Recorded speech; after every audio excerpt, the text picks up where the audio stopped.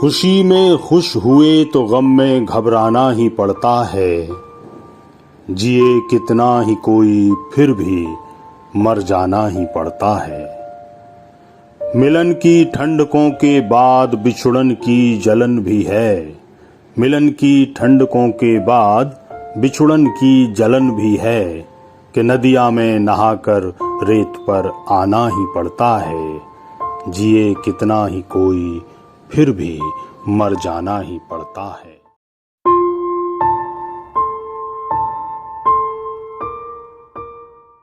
उनके जीवन की जो यात्रा है वो बिल्कुल एक ऐसी है कि बहुत संपन्नता में पैदा हुआ एक बच्चा जो बहुत गरीबी में पला, अच्छे परिवार में पैदा हुए और उसके तुरंत बाद पैदा होने के शायद 1 साल 1.5 साल के अंदर ही वो सारी जो संपन्नता थी वो चली गई, डकैती हुई और सारी चीजें चली गई। पिता नहीं रहे और उसके बाद फिर माताजी भी नहीं रही। उन्होंने जो जो झेला और जो देखा उसका जिक्र भी हम लोग आगे करेंगे।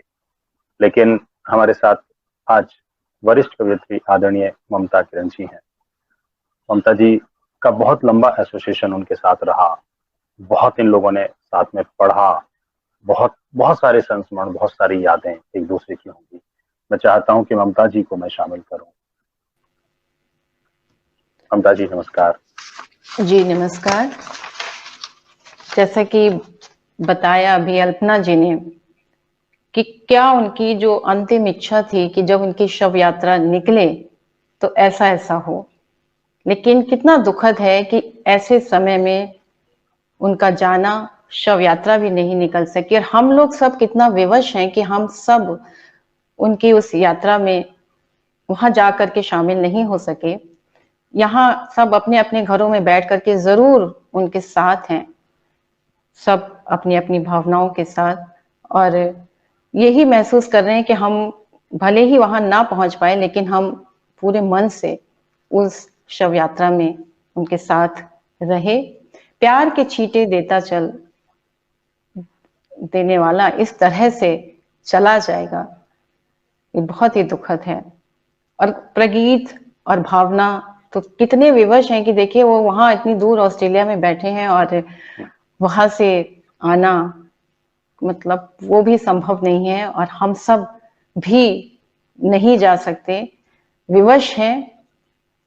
और कल से जब से ये समाचार अचानक से सुना, क्योंकि उससे मुझे लगता है कि 1-1.5 घंटे पहले ही चेतन जी और वाजपेयी जी की फोन पर बात हुई और बताया कि अभी ठीक हो रहे हैं। और 2 दिन पहले भी उसने प्रगीत ने भी ये पोस्ट डाली थी कि अब पापा ठीक हो रहे हैं, और उन्होंने यही वाली पंक्तियां जो है पोस्ट करने को कहा है, तो वो पोस्ट भी की उन्होंने।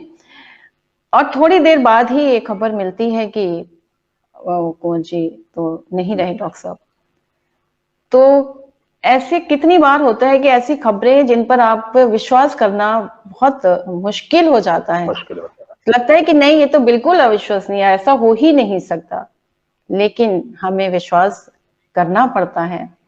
और डॉक्टर साहब की जब से ये खबर सुनी तब से जितनी बार उनसे मिलना हुआ, साहित्यिक कार्यक्रमों में, मंचों पर, कितनी अनगिनत छवियां बिल्कुल जैसा लगता है कि बिल्कुल आंखों के सामने हैं, उनका वो मुस्कुराता हुआ चेहरा और इतनी सहजता, इतनी सरलता, इतनी विनम्रता मैंने तो आज तक किसी में नहीं देखी। और इतना बड़ा रचनाकार जी, और इतना बड़ा रचनाकार जो कि पूरी दुनिया जिसकी मुरीद है, जहां जहां है हिंदी प्रेमी है, कविता प्रेमी है, वो सब उनके इतने मुरीद हैं।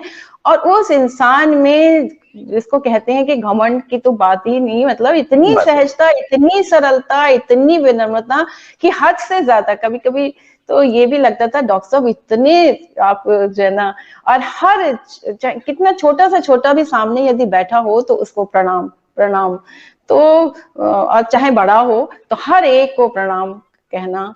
और ये बहुत मतलब विलक्षण होता है कि इस तरह से किसी व्यक्ति में इस तरह की चीजें उसके व्यवहार में शामिल हो। उनकी कविताओं में, उनके साहित्य में तो है ही, और व्यवहार में भी वही चीजें जो है शामिल हो उनके।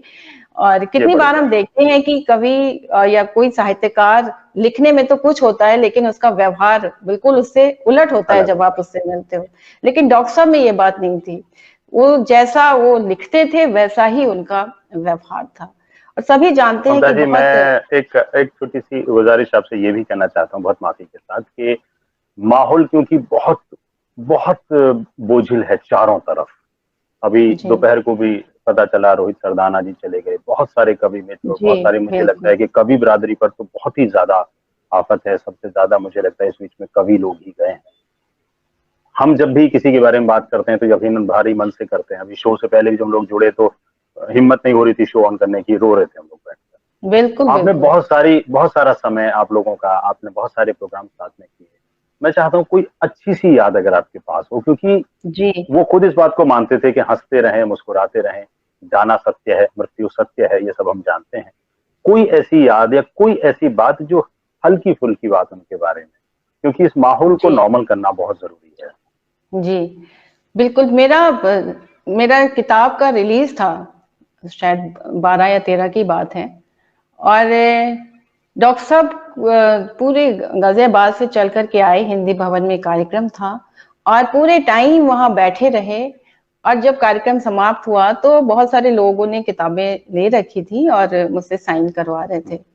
तो इतने में मैं देखती हूँ, मतलब मैंने तो देखा भी नहीं अभी, डॉक्टर साहब जो है वो किताब लेकर के, और अभी हम सब घिरे ही हुए हैं, और डॉक्टर साहब ने कहा कि अरे ममता जी, मैं भी लाइन में लगा हूँ, मुझे भी अपने ऑटोग्राफ दे दीजिए।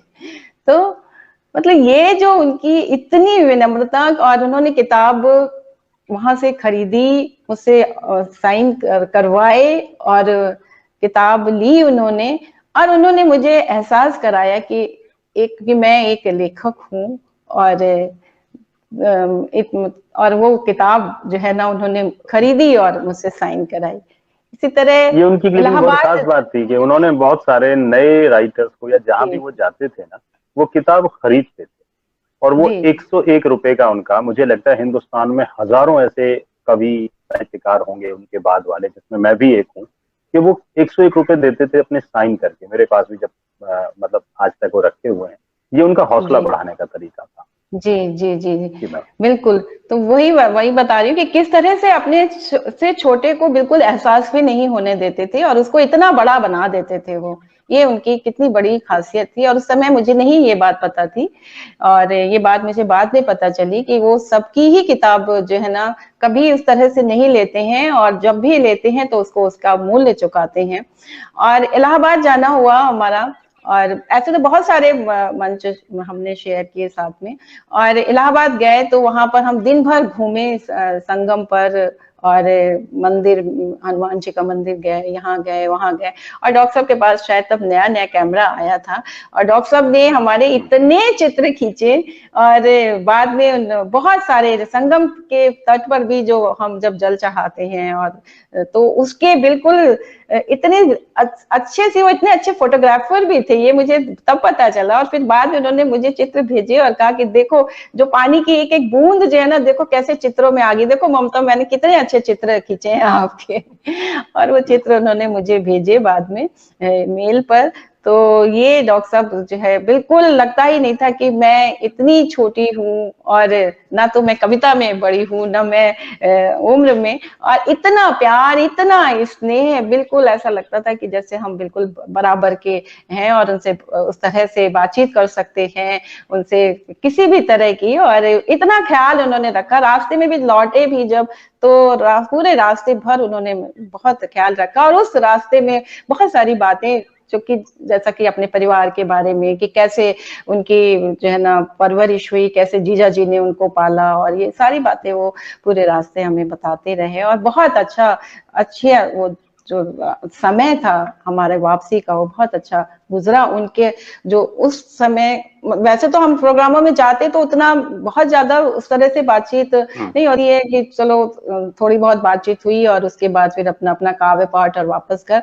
लेकिन ऐसे इस यात्रा में जो उनका जो साथ मिला, वो बहुत कीमती है मेरे लिए और बहुत कुछ उन्होंने मैम उनकी कोई लिखा कोई है। रचना हाँ, आपको बिल्कुल, इस समय याद आती हो? उनका एक गीत सुनाती हूँ। और उनकी रचनाओं में मैंने देखा कि कैसे वो जो परंपरा है और जो आधुनिकता है, उन दोनों के बीच जो द्वंद्व है और जो घुटन है, उसको कितनी अच्छे से वो व्यक्त कर देते हैं, और बिंबों के माध्यम से, प्रतीकों के माध्यम से, संकेतों के माध्यम से, कि आपको एहसास भी नहीं होता और कितनी सहजता से वो आपके भीतर प्रवेश कर जाते हैं और आप उनको उस तरह से बिल्कुल मनन करने के उसमें हो जाते। तो मैं उनका एक गीत पढ़ रही हूँ कि जिसे बनाया वृद्ध पिता के श्रम जल ने, और ऐसे करोड़ों लाखों लोगों का ये दर्द है कि जिसे बनाया वृद्ध पिता के श्रम जल ने, दादी की हंसुली ने, माँ की पायल ने,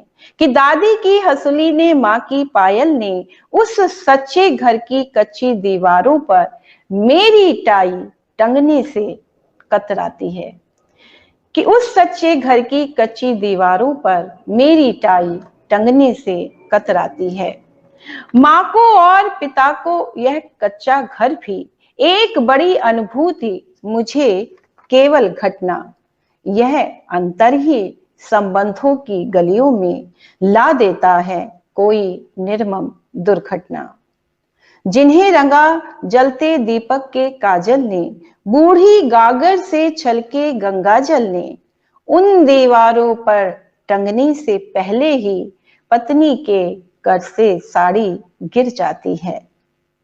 और जब से युग की चकाचौंध के कोहरे ने, कि जब से युग के चकाचौंध के कोहरे ने छीनी है आंगन से नित्य दिया बाती, तब से लिपे आंगनों से दीवारों से बंद नाक को सौंधी गंध नहीं आती। और जिसे चिना था घुटनों तक की दलदल ने, कि जिसे चिना था घुटनों तक की दलदल ने, सने पुते झीने ममता के आंचल ने, पुस्तक के पन्नों में पिची हुई राखी उस घर का घर कहने में शर्माती है।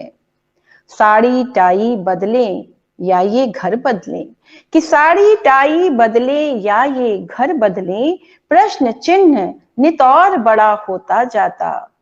कारण केवल यही, दिखावों से जुड़ हम, तोड़ रहे अनुभूति भावना से नाता। और जिन्हें दिया संगीत द्वार की साकल ने, कि जिन्हें दिया संगीत द्वार की साकल ने, खांसी के ठनके चूड़ी की हलचल ने, उन संकेतों वाले भावुक घूंघट पर, कि उन संकेतों वाले भावुक घूंघट पर दरवाजे की कॉल बेल हंस जाती है। जिसे बनाया वृद्ध पिता के श्रम जल ने, दादी की हंसुली ने, माँ की पायल ने, उस सच्चे घर की कच्ची दीवारों पर मेरी टाई टंगनी से कतराती है। तो ये इस गीत के साथ मैं उन्हें बहुत बहुत प्रणाम करती हूँ, और उनकी स्मृतियां हमेशा हमारे जहन में रहेंगी, अपने वो शब्दों के माध्यम से, उनकी कविताओं के माध्यम से, हमेशा हमेशा हमारे दिलों में हमेशा रहेंगे मैम। और ये भी है कि हम तब ये मानते हैं कि कोई शक्ति है जिसने जो तय किया है वो उस तरीके से इस पूरे जहान को, पूरी दुनिया को चलाता है। लेकिन एक बात जरूर है कि जब इस तरह के जो इस बार का जो दुख है, जो सभी ने कहा कि हमारे बुजुर्गों ने एक जो परंपरा शुरू की थी कि जब किसी के घर में कोई दुख होता है, कोई मौत जहमत होती है, तो लोग जाते हैं। उसके जाने के पीछे कारण ये था कि वो जो एकाकीपन होता है उसको तोड़ना बहुत जरूरी होता है। हम सबके परिवार से कभी ना कभी कोई ना कोई गया है, तो वो शुरुआत के 10-15 दिन कैसे गुजर जाते हैं, क्योंकि मेहमान घर में होते हैं, तैयारियां करनी, तो शायद बुजुर्गों ने इसीलिए बनाया होगा। अभी सबसे बड़ी दिक्कत है उस एकाकीपन को तोड़ना। मुझे क्योंकि जितने भी मित्र जुड़े हैं उनमें से कुछ लोगों ने संस्मरण मुझे भेजे भी, मैं सब तो शामिल नहीं कर पाऊंगा क्योंकि कुंवर बेचैन साहब को चाहने वाले इतने ज्यादा लोग हैं कि उनका ये, आपने तो इतना पढ़ा है उनके साथ कि वो कहीं से एक बार से गुजर जाएं तो उनके लोग मित्र हो जाते थे कि एक बार बात कर लें। मुझे आदरणीय सूरज प्रकाश जी ने एक बड़ा अच्छा संस्मरण भेजा था सुबह लिखकर। बहुत ही वरिष्ठ कहानीकार हैं, हमारे वरिष्ठ हैं मुंबई से। कि सहारनपुर में एक बार एक बच्चे ने ये तय किया कि वो सुसाइड करेगा, और ये घटना खुद कुंवर साहब ने बताई थी आदरणीय सूरज प्रकाश जी को। और वो अपने घर से सुसाइड करने निकला, और रास्ते में कवि सम्मेलन था, और कवि सम्मेलन में भीड़ बहुत ज्यादा थी, तो बाहर की तरफ उन लोगों ने माइक लगाई हुई थी। तो कुंवर साहब की जैसी आदत थी, जैसा कि उनका वो एक शेर भी है ना कि कोई उस पेड़ से सीखे मुसीबत में अड़े रहना, कोई उस पेड़ से सीखे मुसीबत में अड़े रहना, कि जिसने बाढ़ के पानी में भी सीखा खड़े रहना। उनका ये भी एक पहलू था। और उस बिल्कुल बच्चे ने उनकी वो गीत सुना, सुनने के बाद वो थोड़ी देर रुका, फिर उसने और सुना और सुना, और वो उसने इरादा छोड़ा आत्महत्या का। और बाद में उसने आयोजकों से मिलकर ढूंढा कि वो कवि कौन थे इतने बजे के आसपास जो रात में पढ़ रहे थे, और वो डॉक्टर साहब को आके फिर वो मिले, और जीवन भर वो व्यक्ति इंजीनियर बने बाद में, मरने का इरादा छोड़ने के बाद जी। वो डॉक्टर साहब के टच में थे। तो सोशल में तो वो जाने अनजाने भी करते चलते थे। हजारों लाखों घटनाएं हम सबके पास हैं मैम। हम बिल्कुल, और सब बस इतनी सहजता होती थी कि मंच पर जब कार्यक्रम समाप्त हो जाता था तो ये जरूर पूछते थे कि अच्छा मैंने कैसा पढ़ा, ठीक पढ़ा ना, कैसा पढ़ा। अच्छा हो गया ना मेरा। तो कितने मतलब इतनी कई बार तो ऐसा लगता था कितने बाल सुलभ तरीके से बिल्कुल ऐसे बच्चों की तरह, मतलब क्या क्या कहूँ उनके बारे में। ऐसा उनको इंसान मिलना अहम वाकई अहम जो बहुत है दुर्लभ उनको होता शायद है, ढूंढ के, बहुत मुश्किल होता है। अहम शायद उनको उनके दरवाजे से कभी गुजरा नहीं। आप भी उस प्रोग्राम में थी जब हम लोग, मुझे सौभाग्य मिला था उनका इंटरव्यू करने का। तो बाद में 2 घंटे के बाद उनका नेट शायद गड़बड़ हो गया था, तो उसके बाद उनका तुरंत कॉल आया कि रवि किसी को बुरा तो नहीं लगा होगा, किसी को ऐसा तो नहीं लगा होगा कि कुंवर साहब ने अचानक, जी जी मैं दोबारा लाइव चला जाऊं क्या। मतलब मैं सोच रहा था कि उन्हें कितनी चिंता है इस बात की जी कि किसी को जी। बुरा ना लगे मैम। लेकिन वही है कि और आज कोरोना जरूरी था कि काल वो से मिला भी जो है ना, मतलब लगातार वो ऑनलाइन भी कार्यक्रम कर रहे थे, और हमने भी कर रहे उनको थे। एक कार्यक्रम में बुलाया, 2 बार जो है वो कार्यक्रमों में आए, ऑनलाइन आए। कार्यक्रम में भी। और बहुत उनकी ये, और ये भी कि मतलब उस समय दोनों अकेले वो जो है ना, भाभी जी और डॉक्टर साहब जो है ना, दोनों अकेले, और सारा काम बताया उन्होंने कि मेड वगैरह कोई नहीं, बताया। हम सारा काम खुद करते हैं, तो थोड़ा सा समय ऐसा रखो कि मैं खाने पीने से उससे जो है ना मुक्त हो जाऊं, तो उसके बाद तो बहुत। मैम शुक्रिया कि आप आए, और हम दोबारा इस तरह के प्रोग्राम में ना मिलें। मैं यही प्रार्थना करता बिल्कुल हूँ कि हम जब भी बिल्कुल। मिलें, जैसे हम मिला करते थे कविताएं पढ़ने के लिए, आप लोगों को सुनने जी के लिए, वैसे मिलें। ईश्वर इस तरह के प्रोग्राम हम में से किसी को ना अटेंड करने का मौका दे। मैं यही दुआ करता हूँ। बहुत बहुत धन्यवाद मैम।